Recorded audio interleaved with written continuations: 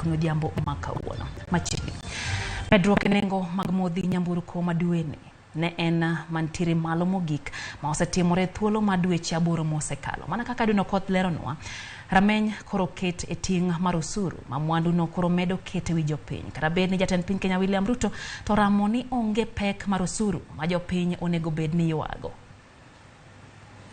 Abich dakika 6 otieno ma piny ru godo wuok tich. Duol matayo nengo modhi nyamburko EPRA ne omedo siling 3.4 ewi nengo ma lita ka lita mar petrol, siling 6.4 ewi diesel, ka mauta mar taya to ne omedi kod siling 15.2.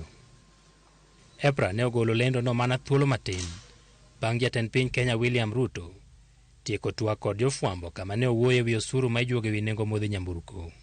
Kata kamano, weche mane Ruto golo ewi nengo mafuta tuomore kama pok oyangore ni ne oboth ne koso wuoyo.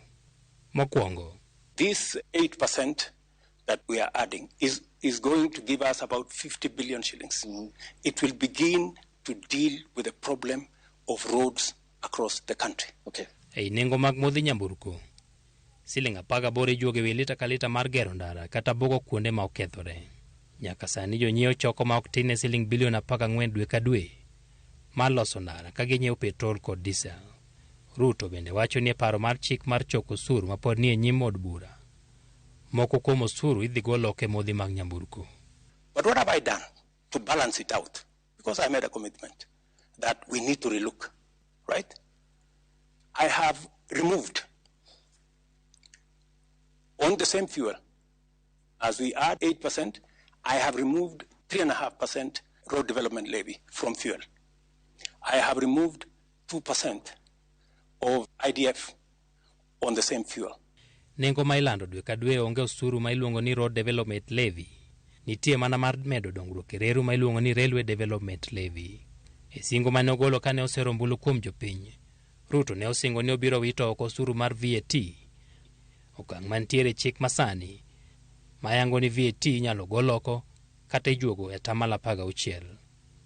I think we need to rethink taxation, VAT taxation on fuel. That was the latest inclusion of taxes on fuel. And I think it was very controversial. Ruto bende wacho ni osuru mar VAT ogolo oko ewi gas mar tedo, kama igeno ni oganda biro yudo fungruok e nengo mar mwandu no. Kata kamano, gas bende iting'o e nyamburko matiyo kod modhi mag nyamburko. Modhi makata bang' meto mar nengo gi mane otim Jumapil, medruok e osuru mar VAT dwe mabiro pod nyalo medo nengo gi. Ne oganda, luoro ne osebet kata kane pok oland nengo mag modhi nyamburko, kendo ne ging'eyo pek ma ochomo gi. Mafuel beche dhi idho, mano gi mwang'eyo, to bech fuel madhi idho no, wajo piny wan modhi dong' kwa inyere. Kaka wajo matiyo e matatu, wadhi dong' kwa inyere seriously, nikech jowuoth ok dhi yie medo bei.